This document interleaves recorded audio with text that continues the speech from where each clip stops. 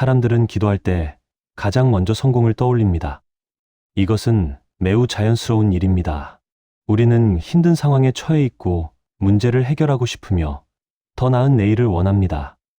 그래서 기도합니다. 형편이 나아지길 바라고, 일이 잘 풀리길 원하고, 인생이 위로 올라가길 기도합니다.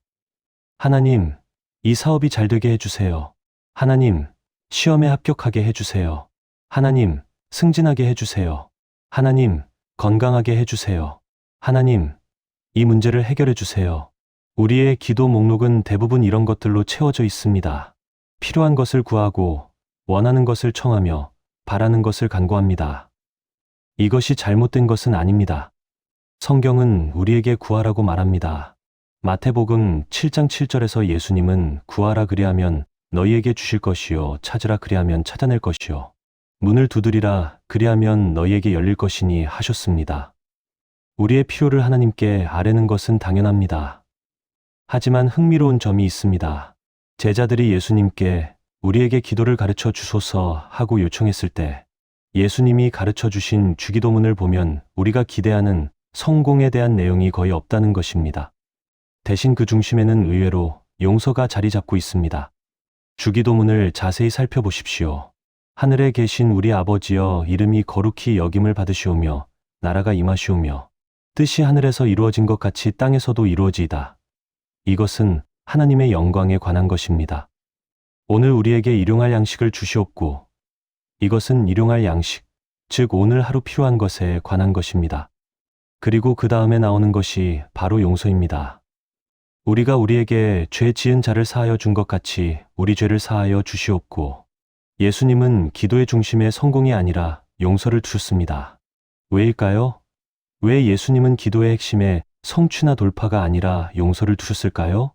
이것은 단순히 도덕적인 교훈을 주기 위해서가 아닙니다. 이것은 인간 존재의 가장 근본적인 문제를 다루는 것입니다.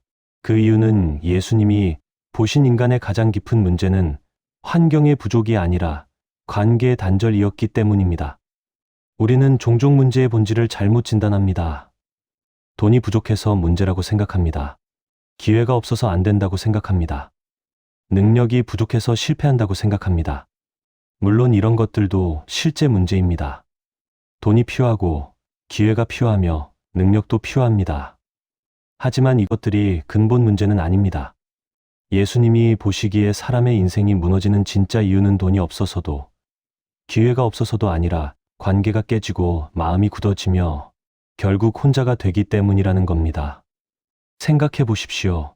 역사상 많은 사람들이 성공했습니다. 부를 얻었고 권력을 잡았으며 명성을 얻었습니다. 하지만 그들 중 많은 사람들이 비참하게 인생을 마감했습니다. 왜일까요? 성공했는데도 왜 행복하지 않았을까요? 관계가 깨졌기 때문입니다. 가족과 멀어졌고 친구들을 잃었으며 사람들을 신뢰할 수 없게 되었습니다. 성공은 했지만 외로웠습니다. 많은 것을 가졌지만 함께할 사람이 없었습니다. 높은 곳에 올라갔지만 그곳은 쓸쓸했습니다. 반대로 많은 것을 가지지 못했어도 행복한 사람들이 있습니다. 부유하지 않아도, 유명하지 않아도, 권력이 없어도 행복합니다. 왜일까요? 관계가 건강하기 때문입니다. 사랑하는 사람들이 곁에 있고 진실한 우정이 있으며 서로를 이해하고 용서하는 공동체가 있기 때문입니다. 예수님은 이것을 아셨습니다. 인간의 진짜 문제는 가진 것이 부족한 것이 아니라 관계가 깨진 것이라는 것을 아셨습니다. 그리고 관계를 깨뜨리는 가장 큰 요인이 바로 용서하지 못하는 마음이라는 것을 아셨습니다. 용서하지 못한 마음은 겉으로는 멀쩡해 보여도 안에서 계속 사람을 갉아먹습니다. 이것이 용서의 문제가 무서운 이유입니다. 용서하지 못한 마음은 숨어서 작동합니다. 표면적으로는 정상적인 삶을 사는 것처럼 보입니다. 출근하고, 일하고, 식사하고, 잠을 잡니다. 하지만 내면 깊은 곳에서는 계속 무언가가 썩어가고 있습니다. 미움은 기억을 붙잡습니다. 용서하지 못한 사람은 과거를 놓지 못합니다. 몇 년 전, 심지어 몇십 년 전에 받은 상처를 여전히 생생하게 기억합니다. 그때 그 사람이 한 말, 그때 그 사람이 한 행동을 마치 어제 일처럼 떠올립니다. 그리고 그 기억을 반복해서 재생합니다. 이것은 단순히 기억하는 것이 아닙니다. 이것은 상처를 곱씹는 것입니다. 생각할 때마다 상처가 새로워집니다. 떠올릴 때마다 분노가 치밀어 오릅니다. 시간이 지나도 아물지 않습니다. 오히려 시간이 지날수록 더 깊어지고 더 굳어집니다. 분노는 판단을 흐립니다. 용서하지 못한 사람은 객관적으로 보지 못합니다. 모든 것을 상처의 렌즈로 봅니다. 상대방이 무엇을 해도 나쁘게 해석합니다. 좋은 의도로 한 행동도 의심의 눈으로 봅니다. 관계의 모든 순간이 전쟁터가 됩니다. 그리고 이것은 다른 관계에도 영향을 미칩니다. A에게 받은 상처 때문에 B를 대할 때도 방어적이 됩니다. 과거의 배신 때문에 현재의 사람을 신뢰하지 못합니다. 한 사람에게 받은 상처가 모든 사람에 대한 불신으로 확장됩니다. 결국 기도조차 자기중심적인 욕으로 바뀌게 만듭니다. 이것이 가장 심각한 문제입니다. 용서하지 못한 마음으로 드리는 기도는 하나님과의 관계마저 왜곡시킵니다. 용서하지 못한 사람의 기도는 어떤 모습일까요? 하나님, 저 사람을 벌해주세요. 하나님, 저 사람이 잘못했다는 것을 깨닫게 해주세요. 하나님, 저 사람이 후회하게 만들어주세요. 기도가 복수의 수단이 됩니다. 하나님을 정의의 심판자로 부르지만 실제로는 내 편을 들어달라는 것입니다. 혹은 이런 기도를 합니다. 하나님, 제가 성공하게 해주세요. 그래서 저 사람에게 제가 잘 되는 모습을 보여주고 싶습니다. 성공을 구하지만 그 동기는 복수입니다. 상대방을 후회하게 만들고 질투하게 만들고 부러워하게 만들기 위해 성공을 원합니다. 이런 기도는 하나님을 찾는 것처럼 보이지만 사실은 내 감정을 정당화하려는 것입니다. 하나님의 뜻을 구하는 것이 아니라 내 복수를 승인받으려는 것입니다. 그래서 예수님은 기도에서 이렇게 말씀하십니다. 우리가 우리에게 죄 지은 자를 사하여 준 것 같이 우리 죄를 사하여 주옵시고. 이 문장은 주기도문의 핵심입니다. 그리고 이 문장을 제대로 이해하는 것이 중요합니다. 이 문장은 조건이 아닙니다. 많은 사람들이 이것을 조건으로 해석합니다. 용서해야만 용서받는다는 거래처럼 이해합니다. 마치 내가 용서하면 나도 용서해주겠다는 하나님의 조건부 사랑처럼 받아들입니다. 하지만 이것은 잘못된 해석입니다. 하나님의 용서는 조건부가 아닙니다. 하나님의 용서는 은혜입니다. 우리가 자격이 있어서 주시는 것이 아니라 하나님의 사랑 때문에 주시는 것입니다. 그렇다면 이 문장은 무엇을 의미할까요? 이 문장은 기도하는 사람의 상태를 드러내는 거울입니다. 이것은 우리의 영적 상태를 진단하는 도구입니다. 생각해 보십시오. 용서하지 못한 채 우리 죄를 사하여 주옵소서 하고 기도한다면 그것은 모순입니다. 다른 사람의 죄는 용서할 수 없다고 하면서 내 죄는 용서해달라고 하는 것이기 때문입니다.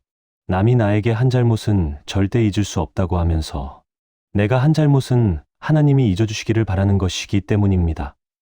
이것은 단순한 위선이 아닙니다. 이것은 하나님의 은혜를 제대로 이해하지 못하고 있다는 증거입니다. 하나님의 용서가 얼마나 큰 은혜인지 모르기 때문에 다른 사람을 용서할 수 없는 것입니다. 마태복음 18장에 나오는 비유를 생각해 보십시오. 어떤 종이 왕에게 엄청난 빚을 졌습니다.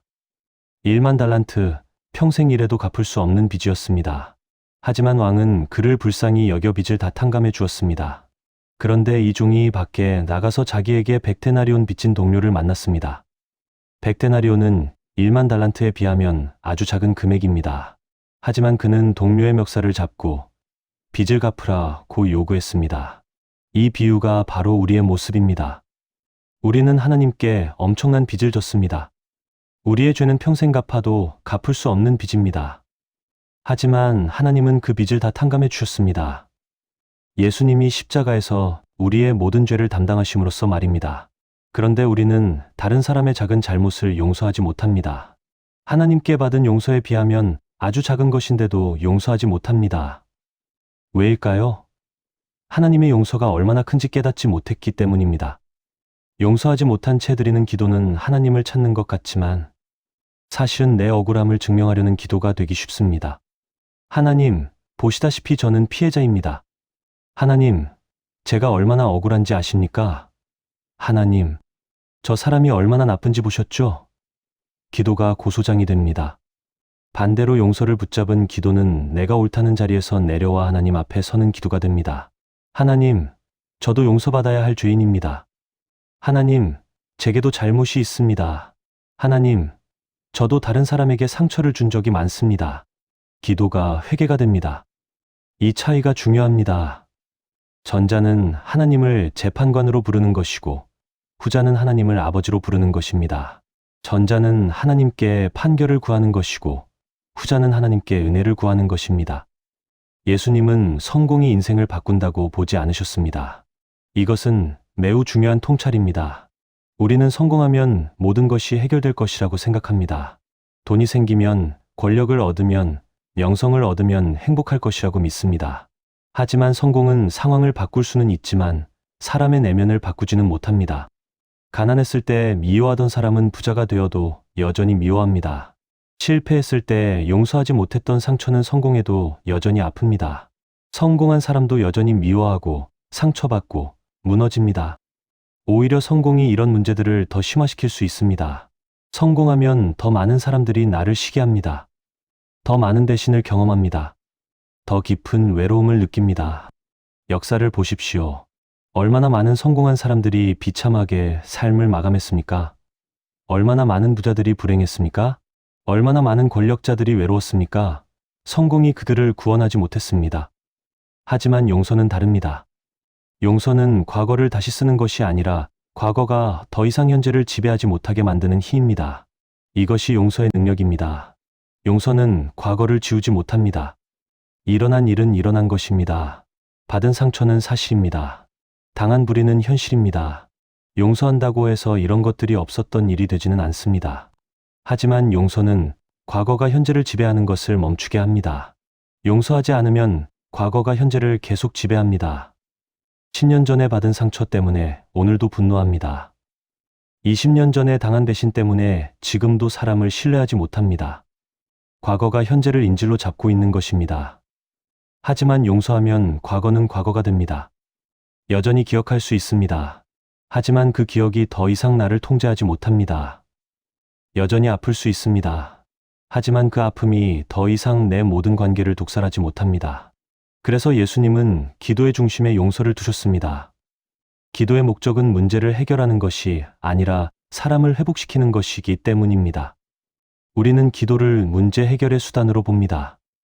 무언가 필요한 것이 있을 때, 해결해야 할 문제가 있을 때, 벗어나야 할 상황이 있을 때 기도합니다. 기도를 하나님께 우리의 요구 사항을 전달하는 통로로 생각합니다. 하지만 예수님이 보신 기도의 목적은 다릅니다. 기도는 하나님과의 관계를 회복하는 것입니다. 기도는 하나님 앞에 바로 서는 것입니다. 기도는 하나님의 임재 안으로 들어가는 것입니다. 그리고 하나님 앞에 바로 서려면 먼저 사람과의 관계가 바로 서야 합니다. 마태복음 5장 23절에서 24절에서 예수님은 말씀하셨습니다. 그러므로 예물을 제단에 드리려다가 거기서 내 형제에게 원망들을 만한 일이 있는 것이 생각나거든. 예물을 제단 앞에 두고 먼저 가서 내 형제와 화목하고 그 후에 와서 예물을 드리라. 형제와 화목하지 않으면 예배도 의미가 없다는 것입니다. 사람과의 관계가 깨진 상태에서 하나님과의 관계도 온전할 수 없다는 것입니다. 용서가 먼저 회복되면 관계가 풀리고 마음이 가벼워지고 그때 비로소 성공이 와도 사람이 무너지지 않습니다. 이것이 순서입니다. 용서가 먼저이고 성공은 나중입니다. 용서가 없이 성공하면 어떻게 될까요? 성공해도 행복하지 않습니다. 많은 것을 가져도 만족하지 못합니다. 높은 곳에 올라가도 외롭습니다. 왜냐하면 관계가 깨져 있기 때문입니다. 하지만 용서가 먼저 회복되면 다릅니다. 성공하지 못해도 평안합니다. 많은 것을 가지지 못해도 감사합니다. 높은 곳에 있지 않아도 행복합니다. 왜냐하면 관계가 건강하기 때문입니다. 그리고 그런 상태에서 성공이 온다면 그것은 축복이 됩니다. 성공이 나를 교만하게 만들지 않습니다. 성공이 나를 고립시키지 않습니다. 성공이 나를 파괴하지 않습니다. 왜냐하면 이미 관계 안에서 안정되어 있기 때문입니다. 반대로 용서 없이 성공이 오면 그 성공은 오히려 사람을 더 고립시킵니다. 성공하면 더 많은 사람들이 접근합니다. 하지만 용서하지 못하는 마음이 있으면 그들을 모두 의심합니다. 저 사람들은 내 돈 때문에 가까이 오는 거야. 저 사람들은 내 권력 때문에 좋은 척하는 거야. 성공이 오히려 더 깊은 외로움을 가져옵니다. 예수님이 용서를 기도의 중심에 두신 이유는 분명합니다. 인생을 바꾸는 것은 조건의 변화가 아니라 마음의 방향 전환이기 때문입니다. 우리는 조건이 바뀌면 인생이 바뀔 것이라고 생각합니다. 돈이 생기면, 직업이 바뀌면, 환경이 좋아지면 인생이 달라질 것이라고 믿습니다. 하지만 이것은 착각입니다. 조건이 바뀌어도 마음이 바뀌지 않으면 똑같은 문제가 반복됩니다. 새로운 직장에 가도 똑같은 갈등을 겪습니다. 새로운 관계를 시작해도 똑같은 패턴이 반복됩니다. 왜냐하면 문제는 조건이 아니라 마음에 있기 때문입니다. 하지만 마음이 바뀌면 조건이 바뀌지 않아도 인생이 달라집니다. 같은 직장에 있어도 다른 경험을 합니다. 같은 관계 안에 있어도 다른 결과를 만들어냅니다. 왜냐하면 내가 달라졌기 때문입니다. 용서는 바로 이 마음의 방향을 전환시킵니다. 용서는 나는 피해자라는 정체성에서 나는 용서받은 사람이라는 정체성으로 바꿉니다. 용서는 저 사람이 변해야 해라는 태도에서 내가 먼저 변하겠다는 태도로 바꿉니다. 기도는 인생을 설득하는 시간이 아니라 나 자신이 내려오는 시간입니다. 많은 사람들이 기도를 하나님을 설득하는 시간으로 생각합니다. 하나님, 제발 이것을 해주세요 하고 간청합니다. 하나님, 이렇게 하시는 것이 좋지 않겠습니까? 하고 설득하려 합니다. 하지만 기도는 하나님을 설득하는 시간이 아닙니다. 기도는 내가 하나님께 설득당하는 시간입니다. 내 뜻을 관철시키는 시간이 아니라 하나님의 뜻을 발견하는 시간입니다. 그리고 그 과정에서 가장 먼저 일어나는 것이 내려오는 것입니다. 나는 옳다는 자리에서 내려오는 것입니다. 나는 피해자라는 위치에서 내려오는 것입니다. 나는 특별 대우를 받아야 한다는 기대에서 내려오는 것입니다. 그리고 그 자리에서 가장 먼저 내려놓아야 할 것이 바로 용서하지 못한 마음입니다. 이것이 가장 무겁기 때문입니다. 이것이 가장 나를 묶어두기 때문입니다. 이것이 가장 하나님과의 관계를 방해하기 때문입니다. 용서하지 못한 마음을 내려놓는다는 것은 쉽지 않습니다. 그것은 상대방이 옳았다 하고 인정하는 것이 아닙니다. 그것은 내가 당한 것이 괜찮다 하고 말하는 것도 아닙니다. 용서는 잘못을 정당화하는 것이 아닙니다. 용서는 복수할 권리를 하나님께 넘겨드리는 것입니다. 로마서 12장 19절은 말합니다. 내 사랑하는 자들아, 너희가 친히 원수를 갚지 말고 하나님의 진노하심에 맡기라 기록되었으되 원수 갚는 것이 내게 있으니 내가 갚으리라고 주께서 말씀하시니라. 복수는 하나님의 것입니다. 우리의 것이 아닙니다.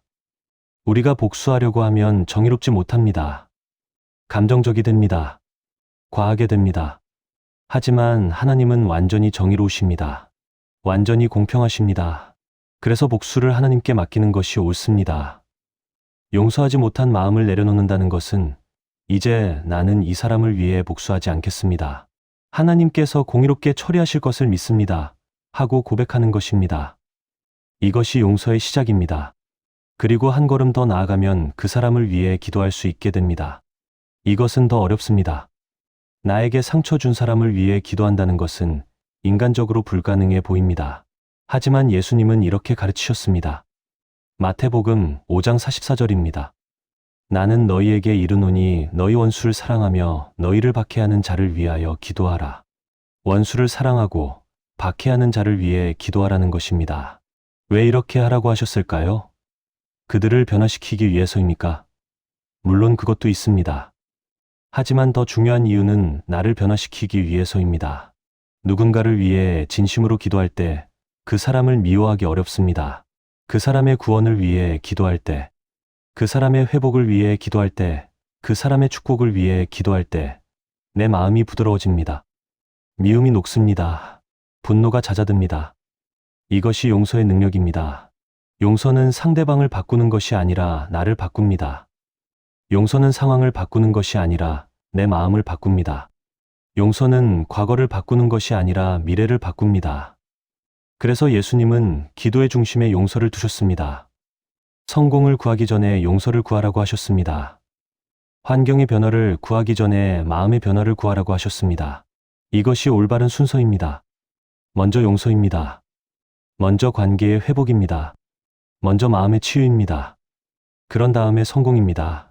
그런 다음에 환경의 변화입니다. 많은 사람들이 이 순서를 바꿉니다. 먼저 성공하면 용서하겠습니다. 먼저 상황이 좋아지면 관계를 회복하겠습니다. 먼저 저 사람이 사과하면 용서하겠습니다. 하지만 이것은 거꾸로입니다. 먼저 용서해야 합니다. 상대방이 변하지 않아도 먼저 용서해야 합니다. 상황이 좋아지지 않아도 먼저 용서해야 합니다. 사과를 받지 못해도 먼저 용서해야 합니다. 왜냐하면 용서는 상대방을 위한 것이 아니라 나를 위한 것이기 때문입니다. 용서는 상대방을 풀어주는 것 같지만 실제로는 나를 풀어주는 것입니다. 용서는 상대방의 감옥 문을 여는 것 같지만 실제로는 내 감옥 문을 여는 것입니다. 용서하지 못하고 사는 것은 감옥에 갇혀 사는 것과 같습니다. 미움의 감옥, 분노의 감옥, 원망의 감옥에 스스로를 가둡니다. 그리고 그 감옥의 열쇠를 상대방이 가지고 있다고 생각합니다. 저 사람이 사과해야 내가 나갈 수 있어. 저 사람이 변해야 내가 자유로워질 수 있어. 하지만 이것은 착각입니다. 열쇠는 내가 가지고 있습니다. 용서라는 열쇠를 말입니다. 내가 용서하는 순간 감옥 문이 열립니다. 상대방이 사과하지 않아도, 상대방이 변하지 않아도 나는 자유로워질 수 있습니다. 그래서 예수님은 십자가에서도 용서하셨습니다. 누가복음 23장 34절입니다. 이에 예수께서 이르시되 아버지 저들을 사하여 주옵소서 자기들이 하는 것을 알지 못함이니이다. 예수님을 십자가에 못 박은 사람들은 회개하지 않았습니다. 사과하지 않았습니다. 잘못을 인정하지 않았습니다. 오히려 조롱했습니다. 하지만 예수님은 용서하셨습니다. 왜일까요? 그들이 불쌍해서입니까? 물론 그것도 있습니다. 하지만 더 근본적인 이유는 용서가 예수님의 본질이기 때문입니다. 예수님은 용서하러 오셨습니다. 예수님의 사명은 용서였습니다. 그리고 예수님은 우리에게도 같은 삶을 살라고 부르십니다. 용서하는 삶을 살라고 부르십니다. 왜냐하면 우리도 용서받은 사람들이기 때문입니다. 에베소서 4장 32절은 말합니다. 서로 친절하게 하며 불쌍히 여기며 서로 용서하기를 하나님이 그리스도 안에서 너희를 용서하심과 같이 하라. 하나님이 우리를 용서하신 것처럼 우리도 서로 용서하라는 것입니다. 이것은 명령입니다. 선택 사항이 아닙니다.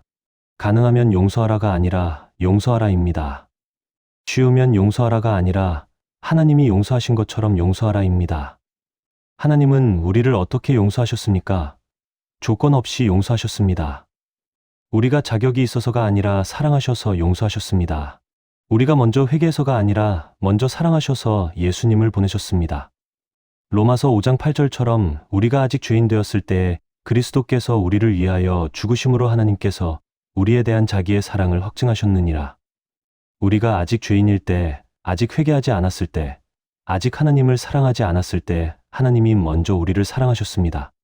그리고 예수님을 보내셨습니다. 이것이 하나님의 용서입니다. 그렇다면 우리도 그렇게 용서해야 합니다. 상대방이 회개하기를 기다리지 말고 먼저 용서해야 합니다. 상대방이 변하기를 기다리지 말고 먼저 용서해야 합니다. 상대방이 사과하기를 기다리지 말고 먼저 용서해야 합니다. 이것이 쉽다는 말이 아닙니다. 이것은 매우 어렵습니다. 인간적으로는 불가능합니다. 하지만 하나님의 은혜로 가능합니다. 성령의 능력으로 가능합니다. 그래서 우리는 기도해야 합니다. 하나님, 저로 하여금 용서하게 하소서. 제 힘으로는 할 수 없습니다.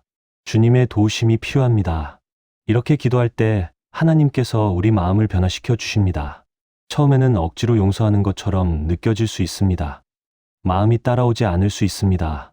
여전히 화가 나고 여전히 아프고 여전히 미울 수 있습니다.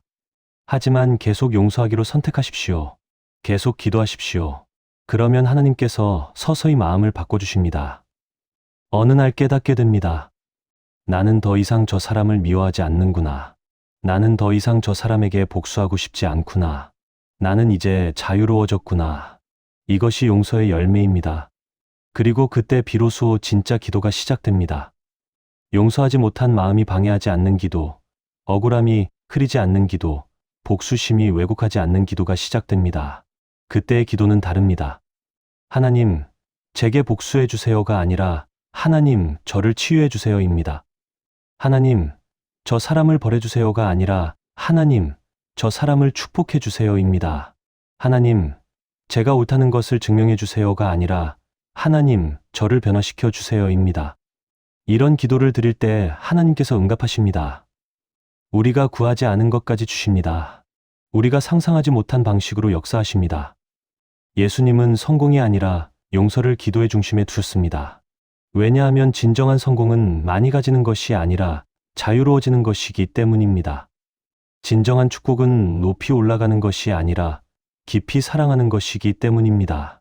진정한 승리는 모든 것을 얻는 것이 아니라 미움에서 벗어나는 것이기 때문입니다. 오늘 우리에게 묻습니다. 용서하지 못한 마음이 있습니까? 아직도 붙잡고 있는 상처가 있습니까? 여전히 미워하는 사람이 있습니까? 그렇다면 오늘이 그 짐을 내려놓는 날이 되기를 바랍니다. 오늘이 자유를 얻는 날이 되기를 바랍니다. 오늘이 진정한 기도를 시작하는 날이 되기를 바랍니다. 하나님, 제가 용서합니다. 제 힘으로는 할 수 없지만 주님의 능력으로 용서합니다. 제 마음에는 아직 아픔이 있지만 주님께 맡깁니다. 복수는 주님의 것입니다. 저는 이제 자유로워지기를 원합니다. 이 기도를 진심으로 드릴 때 하나님께서 역사하실 것입니다. 당장은 아무 변화가 없는 것처럼 보일 수 있습니다. 하지만 하나님은 보이지 않는 곳에서 일하십니다. 우리 마음 깊은 곳에서 치유하십니다. 조금씩, 천천히, 그러나 확실하게 변화시키십니다. 그리고 어느 날 우리는 고백하게 될 것입니다. 주님, 감사합니다. 제가 자유로워졌습니다. 용서가 저를 자유케 했습니다. 이것이 예수님이 용서를 기도의 중심에 두신 이유입니다. 용서가 우리를 진정으로 자유케 하기 때문입니다. 용서가 우리를 진정으로 치유하기 때문입니다. 용서가 우리를 진정으로 회복시키기 때문입니다. 아멘.